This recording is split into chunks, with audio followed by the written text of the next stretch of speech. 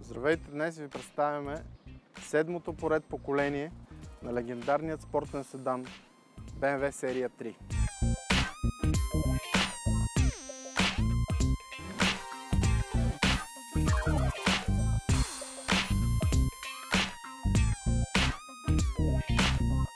От 1975 година, от когато този модел за пръв път е представен, до ден днешен са продадени над 15,5 милиона единици.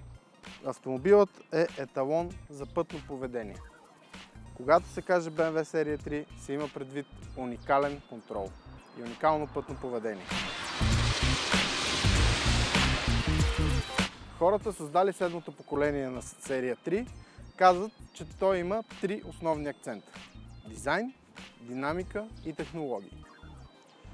За дизайна по-добре да се насладите сами, отколкото да говорим. Шеф-дизайнерът Adrian Van Hooydonk казва, че е искал да използва минимум елементи, за да постигне максимум ефект.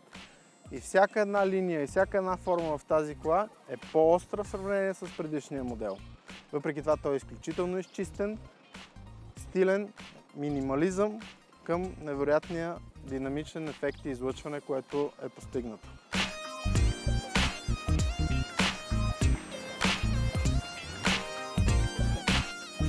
Автомобилът, разбира се, е с пораснали габарити, но по-важното за вторият акцент, който е динамиката, е факта, че както и до сега в серия 3, масите са разпределени поравно 50 на 50% между двата моста. Центърът на тежестта обаче е снижен с 10 мм надолу към земята, което прави наистина стабилността просто феноменална на този автомобил. За тази цел също така предната следа е увеличена с цели 43 мм, а задната с 21 мм, за да бъде колата много по-уверено стъпила на асфалта. Истината в новата BMW серия 3 е зад волана. На организирания от BMW България тест имахме възможност да изпробваме колата на писта Дракон в Калояново. При изключително тежки условия, невероятен порой, пистата беше наводнена и имахме специални упражнения, за да видим нейната отзивчивост на бързи маневри.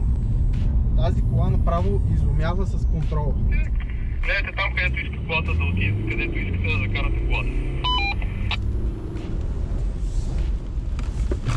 Супер! Намаляйте в права посока, перфектно, има място за спиране, браво, супер! Скоростта беше висока, браво!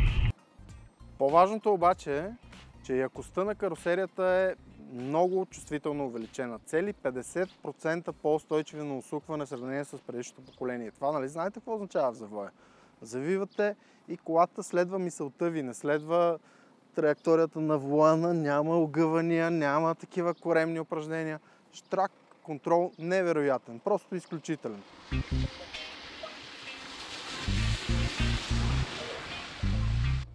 Въпреки всичко повече, което има в тази кола, като размери, като габарити, като всичко останало и технологии най-вече, тя е с намалено тегло в сравнение с нейния предшественик с цели 55 кг. Може да не ви звучат много, но като имате предвид колко много неща са добавени към тази кола, постижението наистина заслужава внимание. Преди да продължим, може да отворите интернет сайта на скорост.info, да харесате Facebook страницата. Не забравяйте да се абонирате и за канала на скорост.info в YouTube, където ви очакват още много интересни видеа. Има ни и в Instagram и там може да ни последвате. В окачването на автомобила са търсени такива настройки, че едновременно да се повиши комфорта на возене, но най-вече динамиката на управление. За целта амортисьорите са станали хидравлични. Те имат различни режими на твърдост, контролират се с режимите, които предлага може би всяко BMW, нали, комфортен, екологичен, спортен и новите вече имат и адаптивен режим.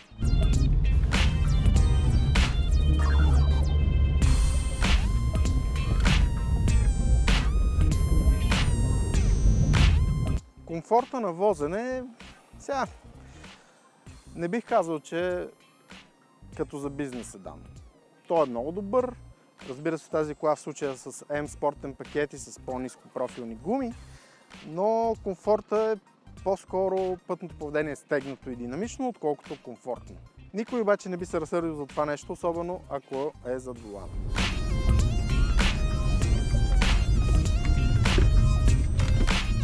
Разбира се, при BMW акцентът е върху динамиката и изключителното пътно поведение, но тази кола в никакъв случай не е лишена и от практичност. Тук отдолу ви чака един 480 литров багажник, който е предостатъчен за почти всичко необходимо в вашето ежедневие. Мястото в салона не е от най-просторните. Ето в момента съм настроил шофьорската седалка за себе си, аз съм 1,90 м висок. Сядам нормално, не ми опират коленете, но не бих казал, че ми е особено просторно за автомобил с такива габарити, но който иска спортен седан с надлъжно разположен двигател зад предния мост, който да балансира идеално масите в съотношение 50/50, трябва да жертва малко този комфорт. Въпреки това от BMW твърдят, че мястото на задните места е доста увеличено в сравнение с предшественика на серия 3. Това е една доста умерена версия на тройката на BMW с един доста разумен двигател, 2-литров дизел с 190 конски сили и 400 Нм въртящ момент. Той обаче в никакъв случай не ви лишава от динамика, напротив, тук разбира се дебело трябва да се подчертае и невероятната работа на 8-степенният автоматик на ZF. Може би във всяко ревю на BMW дебело подчертавам, че той е един от най-добрите на пазара в момента. Разбира се, този автоматик се предлага и в други автомобили, но BMW така го настройват, че отзивчивостта му е просто феноменална. Абсолютно незабавна бързина на реакция, отзивчивост и създава едно страхотно усещане за динамика в нормална пътна обстановка. 320D звучи като една много скромна версия, но динамиката просто ето залепвам гъста и тези 400 нютона ме издухват като ураган. Макар и 190 конски сили за BMW да не звучат никак много, особено пък дизелови, ето този автомобил зад мен, както го гледате, ускорява до 100 за спортно звучащите 6,9 секунди. Максималната му скорост е 233 км в час, така че динамика в никакъв случай не му липсва.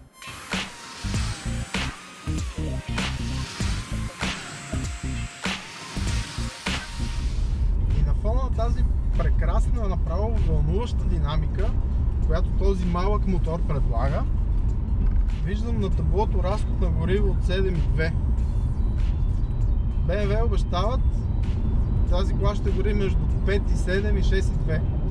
Ако динамиката, която той ви предлага така или иначе сам по себе си не ви е достатъчна, може да го поръчате с M спортен диференциал с ограничено приплъзване, който прави реакциите още по-добри и контрола в завоя още по-добър. Също така може да поръчате M спортно окачване, което е още по-снижено, M спортни спирачки, които са истински менгемета и спират изумително.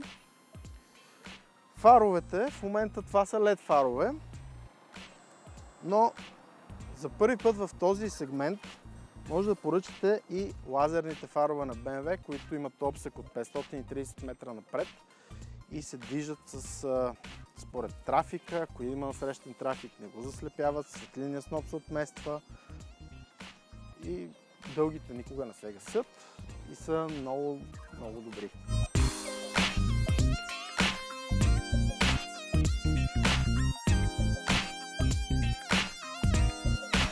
Третият акцент в автомобила са технологиите. Те са на ниво вау. Това, което ще ви кажа е, че тази кола може да се шофира сама, без вас. Вие просто трябва да си стоите на шофьорската седалка. С до 60 км в час тя може да пътува безкрайно дълго време, а вие да се возите. За съжаление, това може да се случи само в САЩ и в Китай, тъй като европейското законодателство все още не го позволява да се случва тук. Но тук също се предлага подобна автономна опция, само че трябва през 30 секунди да слагате ръцете на волана си, за да е ясно кой носи отговорността. BMW предлага този изключително атрактивен нов салон, който е доста изчистен, доста качествено направен. Такъв ще ви посрещне дори в супер ексклюзивната серия 8. По един и същи начин са направени. Качеството е доста добро. Това е истински метал, копчетата са от истински метал. Това е истински метал. Таблото пред мен е изцяло дигитално Тази мултимедия новата на BMW, чието екран е с размер 8,8 инча, вече разполага и с изкуствен интелект, който може да го командвате гласово. Той изучава вашите навици, опознава ви и започва да се държи с вас като с приятел. Освен това, може да искате от него да изпълни някои неща. Активира се с следната реплика. Hey BMW. Hey BMW. Hey BMW. Hello. What can I help you with? I'm cold. Could you repeat that? I'm cold. I'm freezed. Please repeat your input or say help. I'm cold. Which one of these 5 addresses? Или говоря като идиот. I'm cold. Please select an entry from the list or say correction. I'm cold. I'm cold. Could you repeat that? I'm cold. Which temperature shall I set? 23 degrees, please. Which temperature shall I set? 23 degrees, please. Which temperature shall I set? 23, please. Sorry, I didn't quite understand you again. Maybe these example commands might be helpful. Е много пасиумна да такова. I'm sorry. Please try again in surroundings that are as quiet as possible. Hello, BMW. Hello, BMW. Hello, what can I help you with? I'm cold. Sorry, I didn't hear that properly. I'm cold. Which temperature shall I set? 25 degrees. I set the driver's area on 28 degrees Celsius. Ами виждате, след няколко неуспешни опита, може би мой английски малко по-балкански за нея идва, но поисках 25 градуса, тя ми настрои 28, но може би с времето, като се опознаем и свикне на моя акцент, ще започнем да се разбираме по-добре. За сметка на това обаче за първи път BMW предлага и жив асистент, с който може да се свържете и да поискате от него да ви насочи към някой ресторант, заведение, хотел, адрес или друга информация, която би могла да ви свърши работа. Ето това е новата система Concierge Service.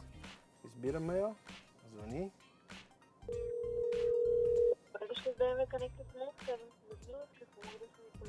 Здравейте! Ами изпробваме новата система, сигурно ви се случва често към момента. Искаме да видим нейните функции.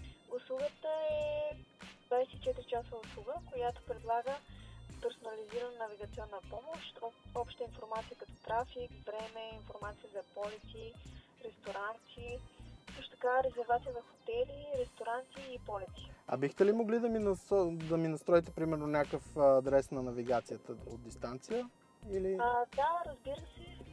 Къде бихте искали да отидете? Чудесно, да кажем София в централата на BMW на булевард Никола Вапцаров. София, BMW, Никола Вапцаров.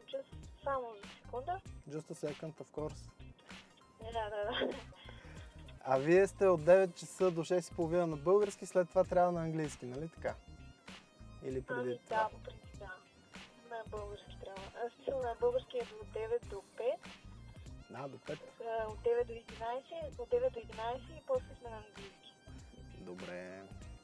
До 11 вечерта? Болева до 11 вечерта, да. Това ще е 12 часа българско време. Чудесно. Добре.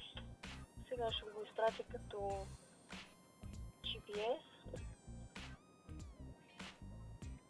Би трябвало да го получите след няколко секунди. Да, получих го. Благодаря ви много и лека работа ви пожелавам.